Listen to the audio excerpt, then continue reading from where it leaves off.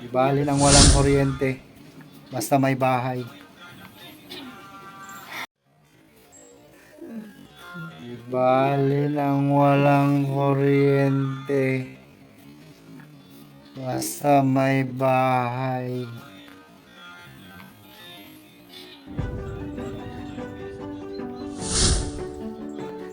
Bahay nyo boss.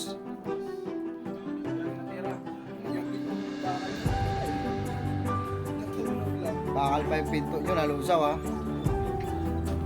Bahay ko. Tapos lang yung bahay nila. Grabe. Ay.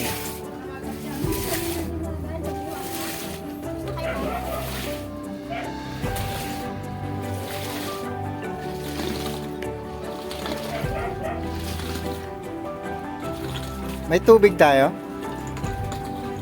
Yung iba kasi pinagpuputol nila dun yung mga tubo para makagabawasan. Salamat kuya, salamat sir.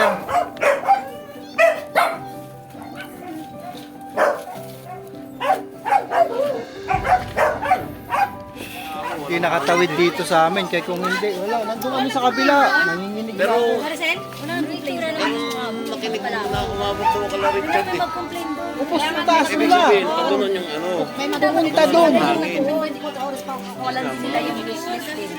Ngayon, Eh sabi nga hayaan daw. pag gumanti yun, kasi nasakta na siya, sunog pa. Sumbak na lang. Gumanti pa kayo. Uulit Hindi yun. na makakapunta yun dito. Makapunta yun dito. Okay, kung tulog tayo, paano din hindi, ano. Oo, siyempre. Kaya nga sabi ko mas maganda doon na lang talaga siya sa loob. Delikado talaga siya dito sa labas. Gagawa ng paraan. Bahay ng bayaw ko, ganyan ko, ubos, tupok. Wala silang suot ng bayaw ko, short ko yun. Tumakbo yung bayaw ko, nakabrief sa bahay. Kasi nga ba, natutulog kasi kasagsaga ng tulog ng ano eh. Kami nga, Grabe oh. akala namin, nung dumaan sa Kung tumawid dito, yari na yung bahay ko. ay, hindi, sa progress kami. Akala ko nag-aaway lang. Usok-usok pa dun ah. Yung pala, nag-iiyak na. Sabi niya, sunog.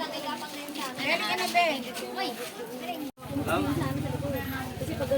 Sir, Nandito yung kutsara. ano masasabi mo sir? Wala, talagang ganun.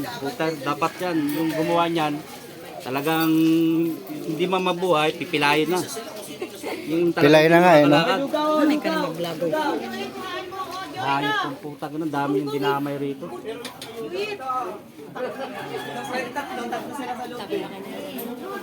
Kakaasar. Dito nagsimula yung apoy.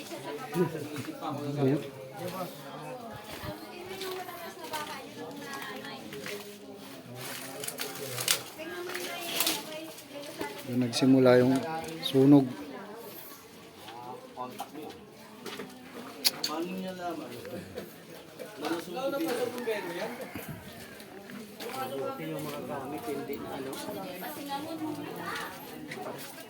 Ay, nako.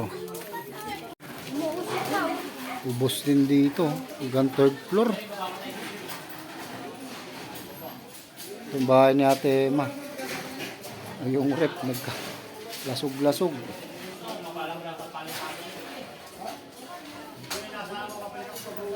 Ubos. Grabe. Oh. Ano nung? Ubos. Boyet.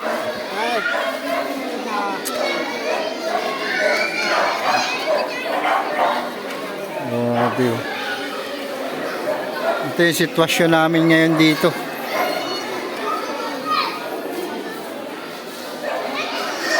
Tatan.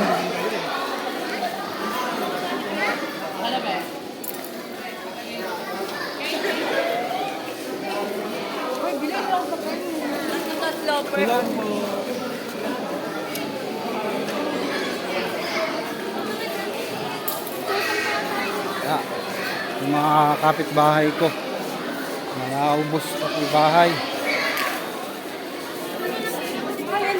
Tatan? Magko-complain kayo, nandito na yung mga pulis. Hindi na, mag-complain kayo doon, boy. Nasa labas na raw. Sa labas.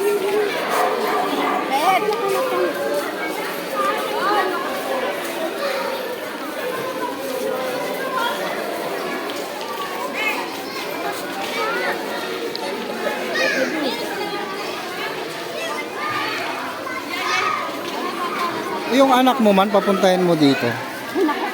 yan.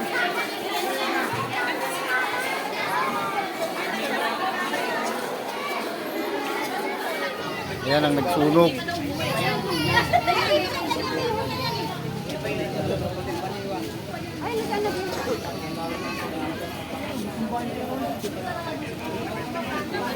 Salamat ka. Di naabot yung bahay ko. Yan po si Pilay. Siya po yung nagsunog ng bahay nila. Sarili po nilang bahay. Sinunog niya. Hanggang sa, yun na nga, nadamay na lang yung karamihan. Mahigit 50 pirasong kabahayan po yung nasunog dahil po sa kanya. Yan po siya. Bata pa yan. Kaya lang, parang wala talagang gagawin maganda.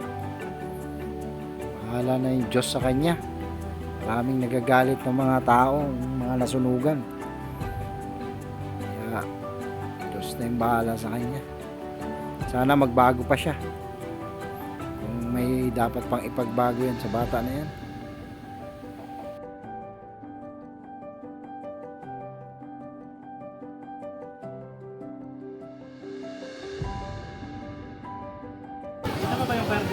Ngayon nagsunog.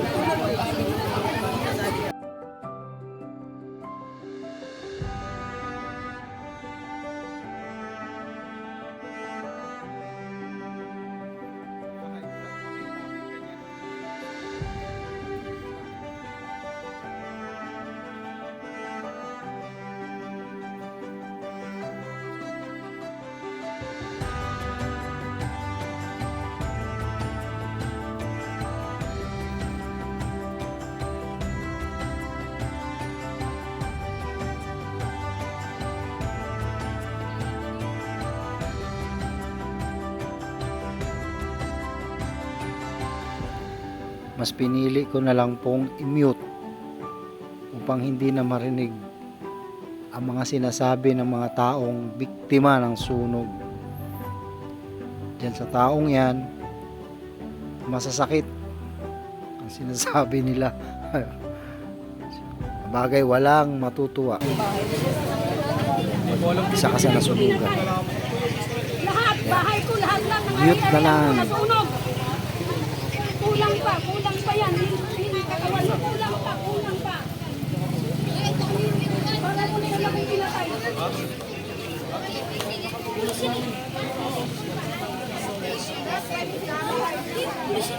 Lahat ng may complainant, kumana mamaya doon sa may KMR.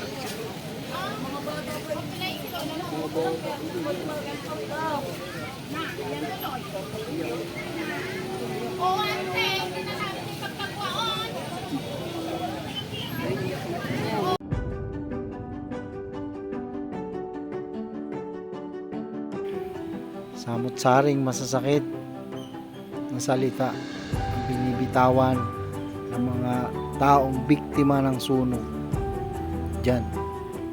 Sa taong yan, akong tawagin ay si alias Pilay. Kaya, ayan, minumute ko na lang para wag nang marinig ng iba.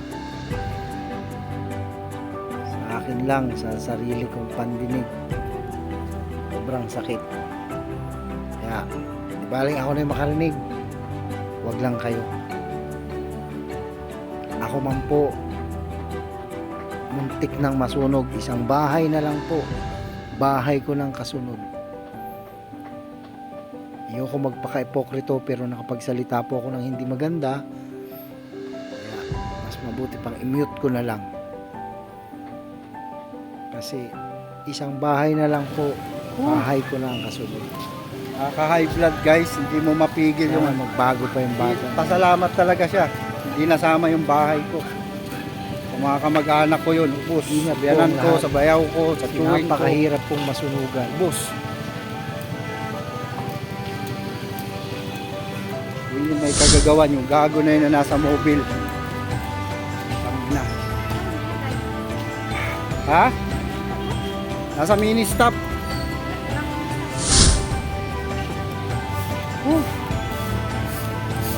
Blood ako.